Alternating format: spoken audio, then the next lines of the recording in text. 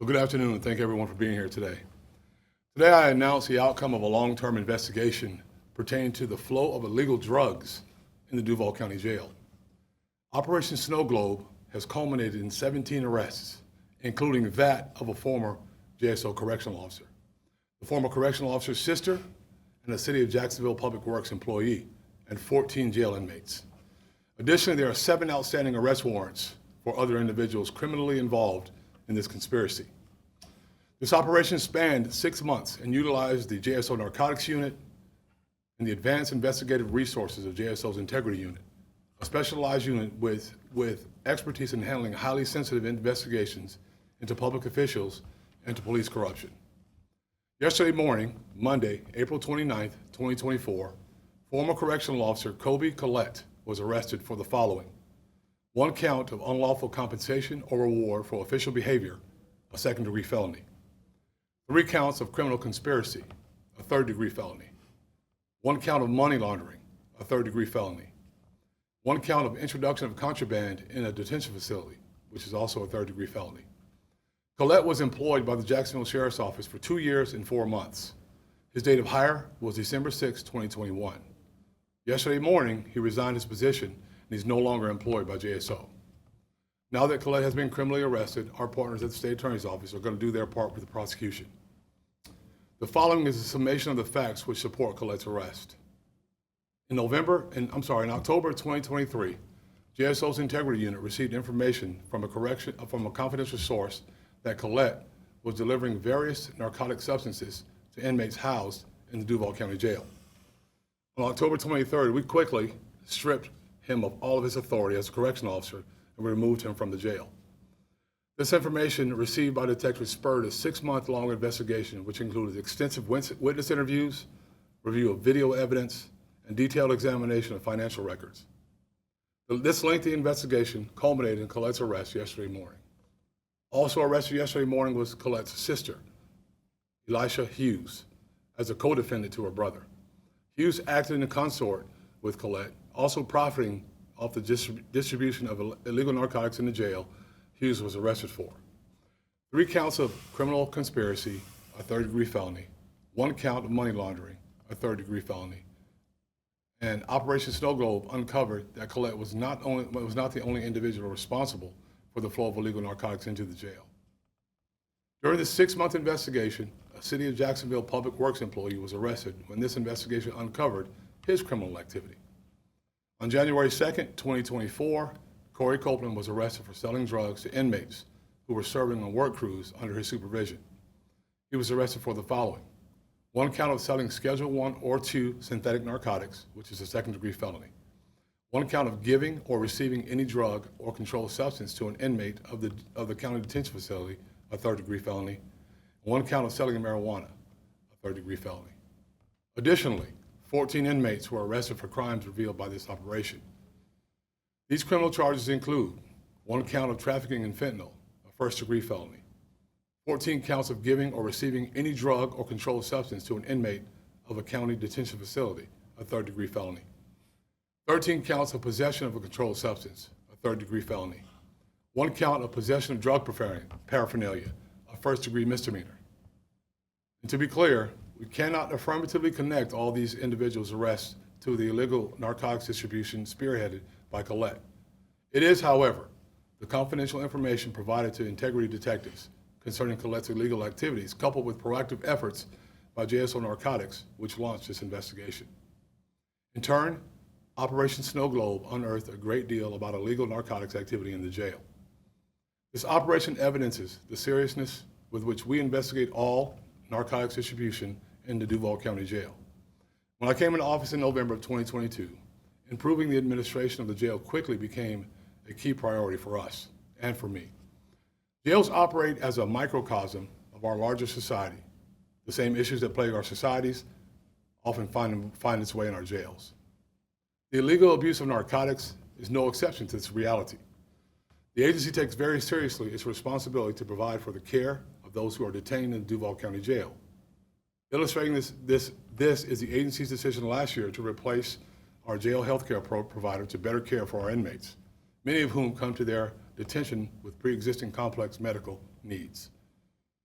Collett's arrest is the 5th arrest of a JSO employee by this agency. While we are always deeply disappointed when a member of this agency violates the law, I commend Collett's arrest. There's nothing worse than an individual that takes a position of power, like we have, what we've been given by the public, and uses it for its own gain. Detectives have worked tirelessly for months in great secrecy, so this operation could reveal how illegal narcotics gets to our inmates in our jail. This operation also unveiled the illegal activity of a former correctional officer and a city employee. I'm glad that their criminality has been unearthed. There's nothing that police despise more than officers who dirty the badge, who disparage the agency of such an honorable profession, a profession that I've spent most of my life doing. Collett will now be held accountable for his actions. With this arrest, I hope the public recognizes both how seriously we take our responsibilities for the care of our inmates in our charge and how committed we are to fettering out those in this agency who do wrong. I hold officers of this agency to a high standard, to the very highest of standards, and that's the way it should be. As I've said many times before, no one's above the law. When our investigators have probable cause to arrest a JSO employee for a violation of the law, we'll effectuate that arrest without hesitation, without any sense of allegiance to anyone or to that employee. This operation has allowed our agency to conduct a complete evaluation and reconsideration of some of our security measures concerning the movement of all persons in and around our jail. We have changed security measures to help stop the flow of illegal drugs into our detention facility, all with an eye towards improving safety and security in our jail. So I'd like to commend our detectives who conducted this investigation for their integrity, thoroughness, and commitment. And before I take questions, I'd like to make another statement regarding the incidents that took place yesterday in Charlotte, Mecklenburg.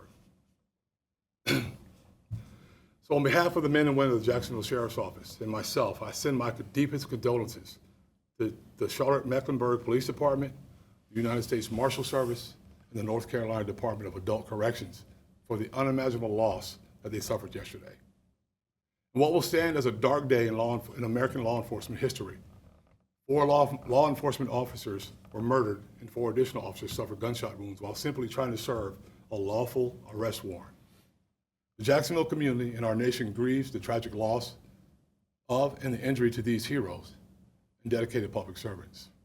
As law enforcement officers, we know that each day we may have to barter our own lives in service to our community. However, that knowledge does not pale the devastation suffered by the families and loved ones in the face of this tragedy. To the Charlotte community, our brothers and sisters in law enforcement, we mourn with you. We stand with you. We will never forget the sacrifices made by these officers on April 29th, 2024. I'll take any questions that you all may have.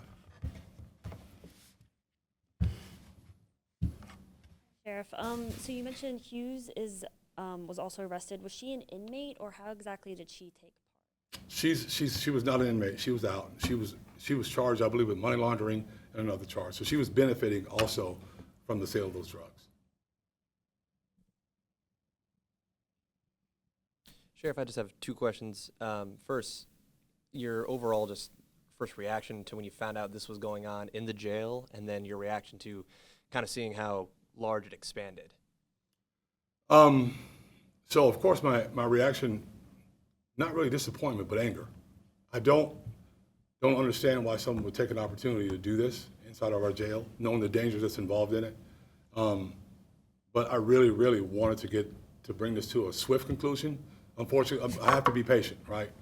I wanted to take my time, let them take their time, and make sure we get it right as long as we removed him from there.